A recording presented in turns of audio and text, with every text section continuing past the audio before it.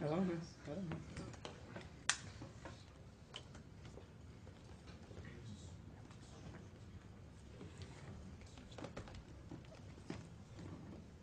That was mine, right?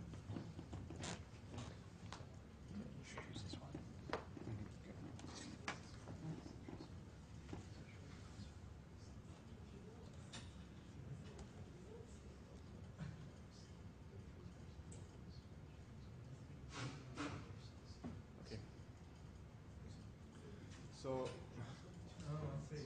it seemed pretty obvious to us to combine weak lensing with supernova and CMB data to get joint constraints in cosmology. So I will talk in the second part of this presentation about something a bit beyond the obvious. It's about a new method to sample the posterior, which is a fast and efficient alternative to MCMC. So I'll start talking about the different data sets we're using, weak lensing and supernova from the CFHT legacy survey. And then, as I mentioned, I talk about this new method, which is basically adaptive importance sampling. So both for the weak lensing and for the supernova 1A data, we're using the CFHT legacy survey. It's a large program which will be finished end of this year, I think. It will have 170 square degrees in 5 optical bands. And so for the lensing part, we're using the shallow white part, and the supernova are observed with the deep part of the survey. So the lensing data is the third data release. At that time, there was 57 square degrees available in just one band, in the I band. And 3 patches on the sky were observed. The largest separation was nearly 8 degrees. So these are the shear correlation functions, the different second order statistics, correlation function, aperture mass dispersion, and top hat variance. So we measured all these quantities between 1 and 230 arc minutes. The B mode here plotted in black is consistent with 0 on most of the scales, except for this feature of at about 100 arc minutes, which shows up in all 3 of the statistics. And also something strange is going on in the E mode itself. So we still don't know the origin of this feature. It might be related to the size of the megacam images, which is 60 arc minutes. But we verified that these scales do not influence our cosmological conclusion. So if you don't take these scales into account in the analysis, it doesn't change the results, basically. So there were a couple of cross-checks made. For example, we can see that each of the 3 individual patches gives a consistent shear amplitude. Of course, there's cosmic variance between the fields. Then 2 pipelines have been cross-checked, and they give basically the same results. So both these pipelines were implementations of KSB, but with some small differences, and also they use different stacks, and each of these analyses used their own star selection and so on. So these are really some independent results, I would say. And here on the right-hand side, you can see the PSF residuals. So what's plotted in red is the cosmological 2-point correlation function, and in black you see the correlation between stars before PSF correction and galaxies after correction. So any correlation which is left indicates some incorrection of the PSF analysis. So if there's an imperfect PSF correction, you would see it in this kind of correlation. And you can see that it's like at least an order of magnitude below the cosmological signal. So I can say that overall, globally, all the systematics seem to be under control. They average out. But if we look into more detail, so if you look at individual pointings, there seem to be some serious problems. And a lot of people are putting a lot of effort and time into this. This is a project which is led by Ludo van Berbeke. We still don't know why some of the fields show strong PSF residuals and also B modes, and why, and if you look at the whole survey, on average, it seems to average out. So here you see some of these individual pointings. This is all the aperture mass dispersion, and there seems to be quite some variation between these fields, which is, well, I think it's a bit scary. I mean, each of these fields is 1 square degree, so it's a big I mean, it used to be a whole cosmic shear survey, like just 7 or 8 years ago. What are you finding? So this is the aperture mass statistics. The E mode is red and the B mode is black for individual CFHT pointings. Okay. So you see sometimes the B mode is larger than the E mode, or you get some strange shapes of the signal. And in our the data that we used, it seems that about 20% of the pointings are affected by these kind of problems. So are there other findings that look better? Yeah, I mean there are pointings which look good. Sometimes these systematics only show up in the, let's say, the shear correlation function and not in the aperture mass statistics. So there could be some constant, offset or so, which just doesn't show up in the E mode. But It it's doesn't look too bad. The error bars are slightly underestimated. They're correlated. I think these are statistical error bars only. Well, there are also fields which show a strong signal in this thing here in the systematics. I mean, between uncorrected stars and corrected galaxies.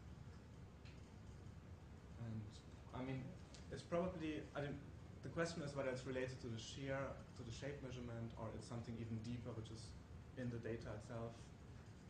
Maybe to do with the astrometry, or it could be all kinds of effects. And people are looking into different things. They're trying to compare different pipelines and different shape measurements and so on.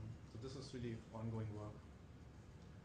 And another problem that we see is that the shear amplitude does not increase as expected if you go beyond redshift of 1. So at the moment we have 35 square degrees in 5 optical bands. So we have photozis for these fields, and we see this kind of problem. And the photozis are probably good enough that this is not the cause of these strange features. Yeah? So have the separate pipelines looked at individual pointings? Yeah. And are they consistent? So at the moment it's a complete mess, I would say. So different pipelines give, sometimes there's one field, one pipeline gives a good result, another pipeline gives a bad result. So there was a meeting, I think 2 weeks ago in Paris, of this task force, and it seems that KSB doesn't perform very well on fields which are already which show already some systematics. So, but I mean, as for now, there are no conclusions. What's the problem and what we can do about it? Okay, so while this is ongoing work, but at the moment we're using this data which was published, and so the source redshift distribution was obtained using the deep, because at that time we didn't have the photozis for the white part. So we used the 4 deep fields, where we had more than 300,000 photozis. They were all calibrated with more than 3,000 BVDS spectra. And so we rescaled the deep redshift distribution to match the magnitude limit of the white, and also to take into account the weighting scheme for the galaxies for weak lensing. And so we got this histogram. This is the redshift distribution of the white, and the error bars take into account for the statistical photoz errors, Poisson noise, and cosmic variance, because we use like the small deep survey to get the photometric the redshift distribution for the much wider CFT white. Yeah. The deep data and the redshift for the measurement below redshift 0.2 and above redshift 1.5. So MTS included a lot of paper, they just discussed low redshift and high redshift samples. Taking the NZ curve, right? Which paper are you referring to? The Benjamin et al.? yeah, the 100 degrees. Yeah. Well, they just used the redshift range, I think, between 0.2 and 1.5 to fit this function here. Yeah, right? They can't exclude the galaxies because they don't have photozs. I mean, we don't have photozs for the galaxies, so we can't exclude galaxies. The question is, if you don't have low redshift and high redshift samples, how can you normalize the NZ curve? I'm not sure whether I understand the question. So we did the same thing. I think we also fitted this curve between 0.2 and think 2.5, because we don't want to fit this feature, for example, here at redshift 3, which is most probably due to contamination from low redshift galaxies. So you only fit the shape, but don't fit the normalization. Well, I mean, the redshift distribution is normalized anyway. We normalize it, right? You don't need the normalization. Say I have many samples at a low redshift that you don't know. The whole curve will be. Okay, let's talk about coffee. Okay. Go on. Yeah. I mean, this is the problem if we don't have the redshift for each galaxy. Right? We just can. We have to take the whole sample, and the question is, what do we do with this kind of information? So we just discarded like the high redshift in order not to fit this feature, but we still have to take in the analysis later for cosmology. We still have to take the whole redshift distribution. We have to take all the galaxies into account. Okay. Okay, so let me move on. These are the constraints on omega matter and sigma 8 we got. So on the left you see, I think it's the 1 and 2 sigma contours for the 3 different second order statistics of cosmic shear. They all give the consistent results. On the right hand side you see the results when we split up the scales into 3 different regimes. So you have the small scales, intermediate scales, and I think interestingly you get consistent results if you only use the large scales. So this is for the aperture mass dispersion using only scales of above 85 arc minutes. So this is more or less the linear regime that we're probing here. So we're not sensitive to nonlinear physics or baryonic effects. And we get, of course, larger error bars, but we get consistent results with the whole sample. Okay, so the supernova 1A sample is the SN legacy survey sample.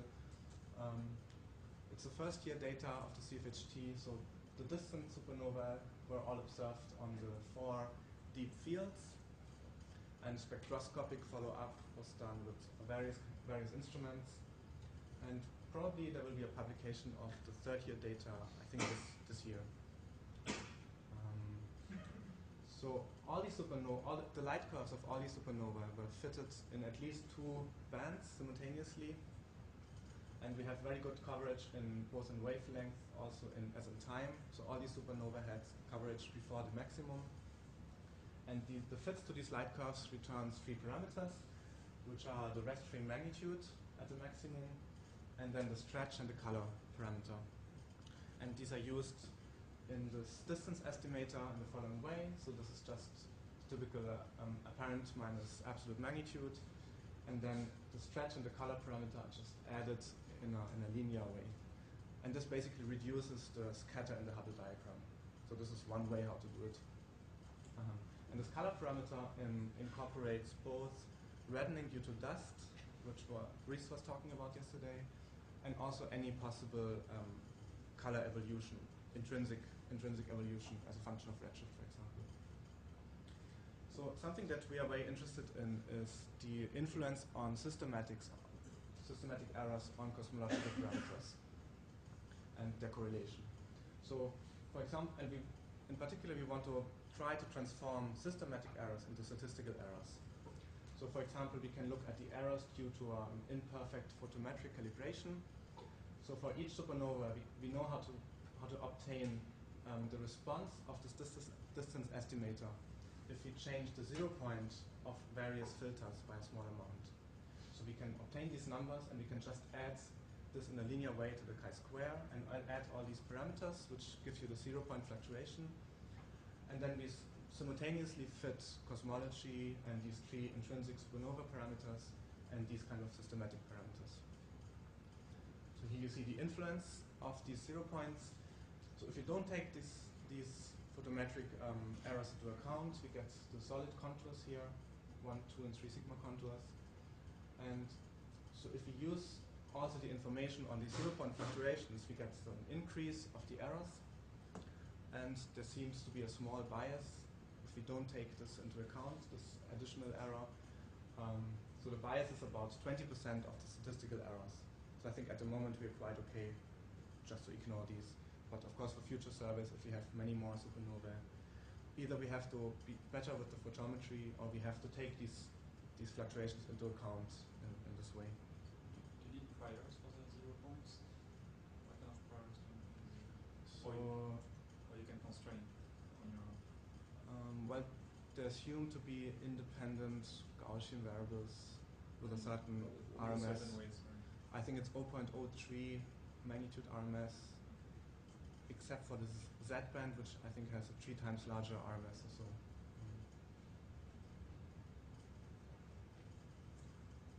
So something which we're also interested in is the correlation between systematics and cosmological parameters. For example, here you see a very small correlation between the U-band 0-point fluctuation and omega matter. And I think, so these numbers are all in units of 0.01 magnitudes, I think. So here it's not very obvious, but here you see a clear correlation between the absolute supernova magnitude and the V-band 0-point fluctuation. And here also, I think there's a correlation which is not very visible. So this comes simply from the definition of the color parameter, which is B minus V at maximum. So if I change V by a small amount, because I changed my 0 point, this can be compensated by a change in M. And this correlation, the slope of this correlation is given by this parameter beta. So if I'm correcting for dust, why don't I see a strong correlation in the mini-band? Well, If I have a dust correction, should any change in the 0 point be tightly coupled to the inferred absolute magnitude, because it affects the estimate of intrinsic excitation? I mean, you should see the same correlation here and here with a different sign.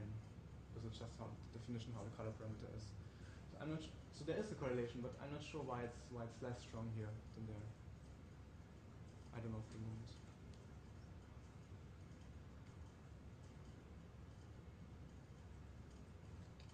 Is there some cancellation because it's measured at Emax or something? I can't say. I don't know the answer.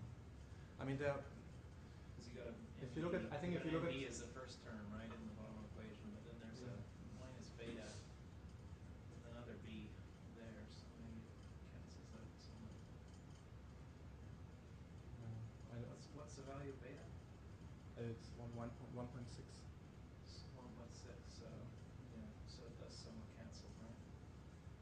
Well, I You mean, got it should B see exactly magnitude. the same in the other But direction. you also have B magnitude right in the first term on that in that Yeah. equation. No, This here. Yeah, that's right. Oh, right. So you have B minus B at some level. Yeah.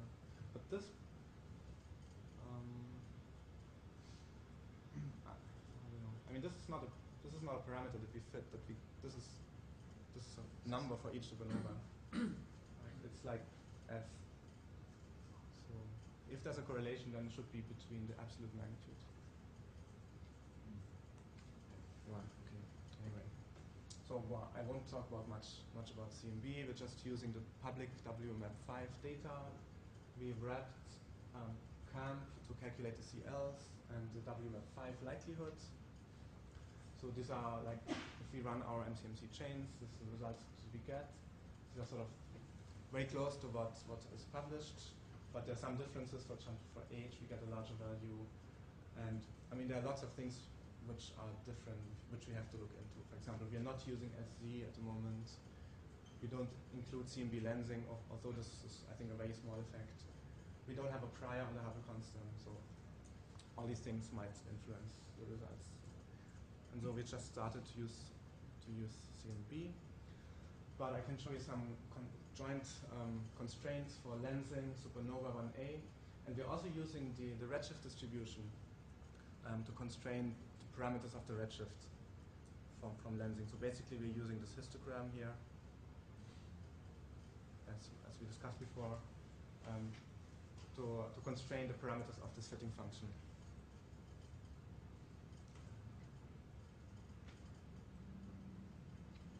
So these are these three parameters, A, B, and C. And here I didn't take into account these 0-point fluctuations from supernovae. But in principle, I think it's also interesting to see whether there's a correlation between systematics from supernova and some sigma 8, for example, or so. Okay. So I come to my second part of the talk, sampling to posterior. So what we want to do is calculate this kind of integrals.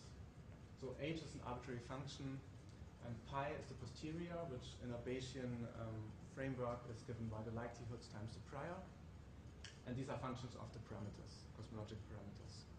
Like if we want to calculate, for example, the mean of a parameter, then we have to calculate this integral, and h of theta would be equals to theta. And marginals, like 1 sigma, 2 sigma contours, and all these kind of things. These are basically all these integrals of this form. And the problem is that these integrals are usually very high dimensional. So I mean, for W map, we have 6 or 7 parameters, which is not too bad. But maybe we want to include more exotic parameters, like neutrino masses, or curvature, or modified gravity. And as I showed before, we also are very interested to include systematic parameters. So already for the supernova case, we have 11 additional parameters. So this is typically a bit tricky to calculate in high dimensions. So the usual way is you do a Monte Carlo integration. So you rewrite this integral as a sum of this function h evaluated at certain points in your parameter space. And these points are samples from posterior. And like in a MCMC case, you get a sample from your posterior by doing a Markov chain. And asymptotically, your sample will converge to the posterior. So we write it in this way. So that's the traditional way how to calculate these integrals. But MCMC has a couple of disadvantages, and I'll talk about this later. But so the main disadvantage in my eyes is that you have to calculate one point after another. So it's very slow. I mean, it's a Markov chain. You can't do it in parallel, basically. You can try to run several chains at the same time, but then it's sort of difficult how to combine at the end these chains. And I mean, you won't run more than 5 or 10 chains. So this is not very effective. So there's an alternative, which is called importance sampling. This has been known for a long time. And so we take this integral here and multiply the integrand with 1, but with a special version of 1. So we just multiply by g and divide by g. And then if you compare this to this integral, you can see that you can do the same trick as before. You can do a Monte Carlo integration, but this time you sample from g instead of from pi. So you write it in this way. And all you have to do is you have to correct the function h with the ratio of the posterior with this function. And this ratio is called importance weight. Okay? So obviously you would choose for G a distribution where you can easily sample from, like a Gaussian, for example. I mean, this is basically the main difficulty of a Markov chain of MCMC. You don't really know how to sample from your posterior. So you can do it in an approximate way. But if you take a Gaussian or a mixture of Gaussian, we know very well how to sample from that. Okay? And so, okay, again, try to illustrate it here. So if we want to sample from this red posterior, which we don't know very well, what we can do instead is sample from this blue proposal function and just multiply each point, downweight each point with the ratio of the posterior divided by the proposal. So this is importance sampling. And this only works if your proposal is sort of a bit bigger than your posterior, because you have to sample the space where your posterior is large. So for example, in this middle panel, you would run into problems here on this right part, because you would have a very few number of sample points, and you would get a very noisy estimate of the posterior in this area. And of course, if your proposal is 0, then there's no way you can get a good result. So in this case, of course, I mean, it would fail. Okay, and I think this is the main reason that importance sampling was not very popular until now, because you really need a good guess where you put your proposal. And so the idea that our collaborators came up with is adaptive importance sampling, and they call it population Monte Carlo, or PMC. So you try to run many iterations of importance sampling, and at each iteration you try to update your proposal. So you try to, for example, if you have a GI as the ith proposal, you try to move it towards the posterior. You try to make it a bit bigger to adapt it, And if you have a mixture of, like basically a sum of Gaussians, each one comes with a weight, you also can update the weight, the relative weights of these components. Okay. And there are algorithms how to do these updates. So the question is, when do we stop these iterations? So ideally we would stop if the proposal is very close to the posterior. And so there's a measure of closeness. It's called the Kilbinger divergence. It measures basically the distance between two distributions. And now the interesting thing is that we can, so this is an integral also over the posterior. But we can calculate this integral with the same trick as before. So we can also do an importance sampling of this integral. So we transform it into a sum. And so if we are at the ith iteration, we just use the ith proposal to sample from. And then there's a related quantity which is called perplexity. It's basically the exponent of the thing. And it's normalized in such a way that it runs between 0 and 1. 0 being a very bad approximation of your proposal to the posterior. 1 being these functions are basically the same. What's C? C is just a normalization constant. So do you have any? Sorry? Well, no, I'm sorry. The reason I just multiplied with C, I didn't want to bother with normalizations of the weights and normalization of the posterior and so on. I mean, it's not an arbitrary constant. It's fixed. I just was too lazy to look up the expression. But do you have any, with weight to update the proposal, do you have any guarantee for any mathematical proof for the convergence of the chain? Or? So it's not a chain. I mean, there's the sampling. Yeah, the concept of convergence doesn't exist in this kind of framework. So you just have a good approximation of your posterior or not. So, I mean, this is something also that's not very clear, when to stop, when you really get a good sampling. But you can use this perplexity as a measure. To me, this looks very much like a non-stationary method. Like for Markov chains, those are tricky to. It's very tricky to have a guaranteed convergence, right? So, and it's very hard to prove it mathematically at least. So. Yeah. Well, I mean, as I said, the concept of convergence doesn't exist here. But I mean, if you have such a case, then basically it works. I mean, in some sense, you just do this until your sampling strategy looks good, and then you just run it with that sampling strategy fix. Yeah. Or decide whether to converge, right? So, yeah, basically I look at this perplexity, which increases from update to update. And so actually I use this perplexity. I maximize it to update my proposals. And here you can see this perplexity as a function of iterations, or it's plotted as a function of sample points. And I think each iteration has around 20,000 points that we sample from. So there's some fluctuations and some noise, but all in all it increases. And you don't expect to get exactly 1, because this means that your proposal is really exactly the same as your posterior. And I mean, the WMAP likelihood might just not be a mixture of Gaussians.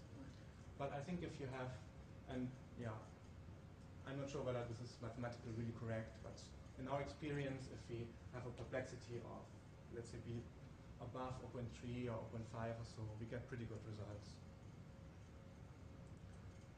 So, what is again, and you need a lot of sampling to update so what is again as compared to, in terms of efficiency as compared to Parallel what? Well, you can do this all in parallel, because all these sample points are done independently. And you don't have, well, I'll talk about this in a while, the differences between MCMC and PMC. So we're running a couple of simulations where we know what we put in. So we take this sort of distorted Gaussian in 2 dimensions, and in the rest of the 8 dimensions, these are just Gaussians. So this was inspired by this kind of bananas that you get from weak lensing. But our Australian postdoc is working on this. So instead of a banana, he took a boomerang. But I think this is not a true unrealistic case, because, like, for example, in lensing you have like this banana between sigma 8 and omega m, And between other parameters, you have sort of more regular, more Gaussian marginals. So here you see 6 iterations of PMC. So that's where you start. So these circles show where you put the initial proposals. You have a sum of 6 Gaussians, I think, or maybe student T, I'm not sure. So at the beginning, you just sample, randomly the whole space. And then from iteration to iteration, you see that these components move sort of towards the interesting points of your posterior. And at the end, you really sample nicely along these tails. And I have to say that the density of these black points do not represent this posterior, because for that you have to multiply each point by this importance weight. So basically you're downweighting all these points which are far off. And in fact, already after the 4th iteration, although here it doesn't look like, but even here, already here you get sort of a very good sampling of your posterior. So one way to... This is using a Gaussian mixture, you say? I think it's a student T mixture, which is a How do bit you broader. decide the number of mixture components? Sorry? How do you decide how many components? Well, just looking at How it many and are here? trying out. I think these are 9 components, yeah. And during these updates, it's also possible that some of these components, the weight gets smaller and smaller, and if the weight gets below a threshold, then we just set it to 0.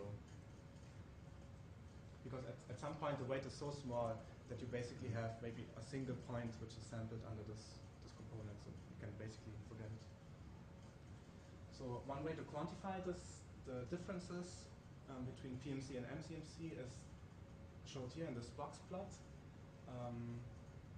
So we know analytically where the region of 95% of the density is. Yeah? So now if we do a realization of either PMC or MCMC, we can just calculate the 95% region of likelihood, and we can see whether this is larger or smaller as the theoretical region. So Darren, our postdoc, he ran I think 100 simulations, and for each simulation he calculated this 95% density region from this particular realization. And he represented the results in this box plot. So what you can see is the median with black line. The box contains 50% of your points, and I think within this whiskers you have sort of like 1.5 times 50% of these points. And these are some sort of outliers. So the first 2 points show the full 10-dimensional 95% density region. Here in the middle you get the 2-dimensional marginal, and what you see here is the 1-dimensional sort of 95% region. So this basically tells you here how well you can determine your 3 sigma error bar, whether you like overestimate or underestimate it. Okay? That's for a fixed number of posterior evaluations? That's for a fixed number of sample points, yeah. I believe it's the same in PMC and MCMC. So you can see that the median is pretty consistent with the true value. And the difference between PMC and MCMC is that in MCMC you get a larger scatter. So if you have a single realization of MCMC, you're more likely to be a bit off the true value than for PMC. So that was sort of the main conclusion we drew from that. Then here you can see an example of the cosmological likelihood.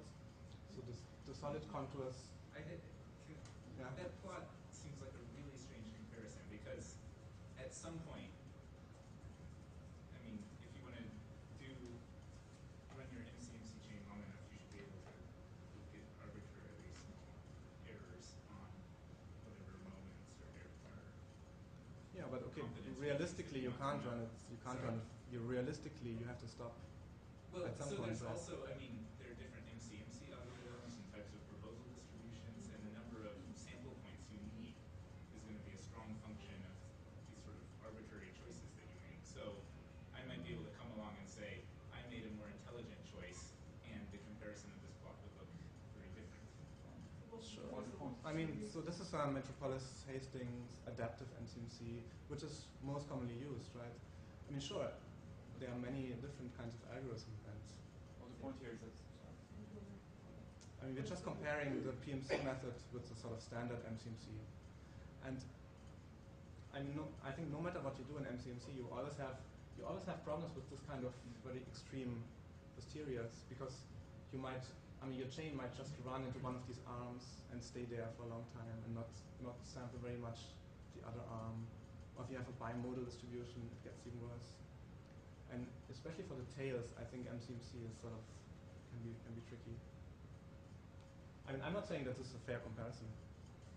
It's my It's our comparison. Yeah. Just understand the iterative business. If you go back, does the top left case, the initial case, still work? It's just noisier? I mean, you said that your proposal distribution has to span the data, right? And it looks like it does more or less. It doesn't here, right? It doesn't in the tails. Okay. And also this is just a two-dimensional representation. When you have 8 more dimensions, and you don't really know what's going on there. In principle, if you make the proposal very broad, you're then you get a very noisy sample. It's noisy, right? But and that's why it also won't it work. shouldn't be biased, I guess, is what I'm saying. It's just noisy. Right?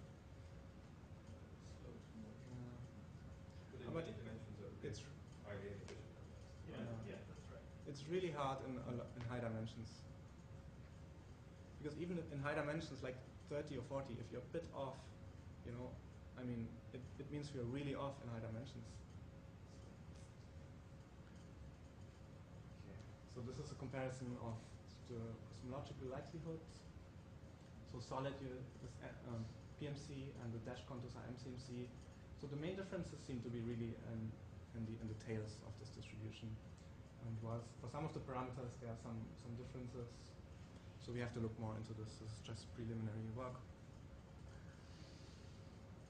Here you see again how the components move around from iteration to iteration. So they all start, I made them start all at the maximum likelihood point, and sort of some of the components sort of stay nearby, but like these components nicely move along this ridge of high posterior. And here you can see, so each color represents one of the components of my mixture model. So you can see that like where your components are and where you sample the posterior and so on. Okay, so the summary is sort of a comparison between MCMC and PMC.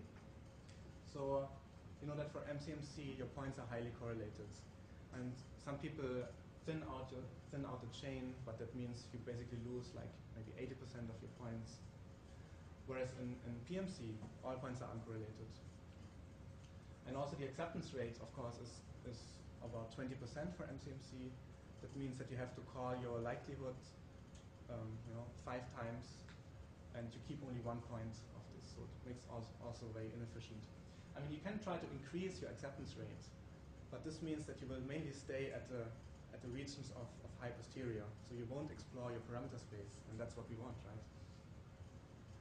So in PMC you don't throw away a single point, you keep all the points, but of course I have to say that some of the points are downweighted with this importance weight. So the effective sample size will be less than the number of points.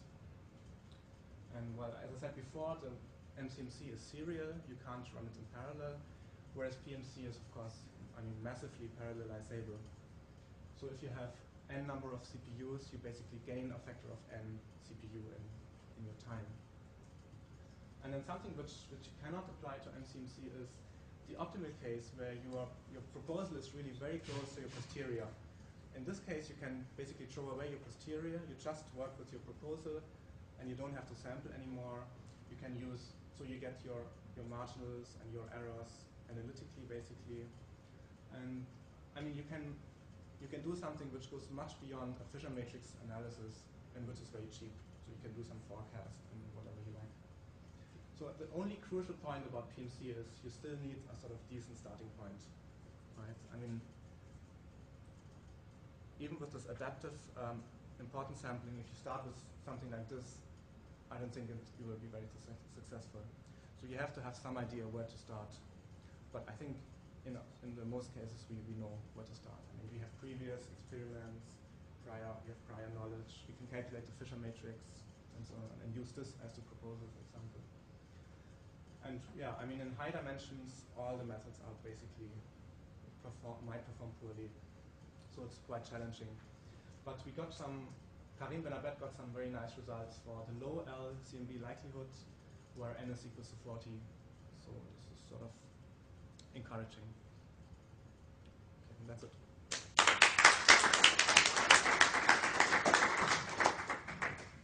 Some more questions for Martin? I think it sounds really neat. I mean, I think that, if you have actually got a good proposal, then you really only need award like 100 points, given that they really are independent. Then for most quantities, you need an incredibly small number of points because you've got this great independence between the points. Yeah, okay. If you have like a mixture of Gaussians, then I mean, you have to multiply this by the number of components that you have already.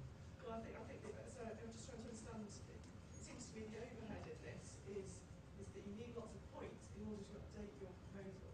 Yeah. And actually, once you've got the proposal right, you only need to do a very small number of points to get. Well, actually, we're doing it the other way around. So we are using a sort of intermediate number of points for the updates, and at the end, where we think we have a really good proposal, we make a big importance run, like with 10 times the number of points. Because I mean, it's still in high dimensions, you know. If you have 100 of points, they just get lost in the dimensions.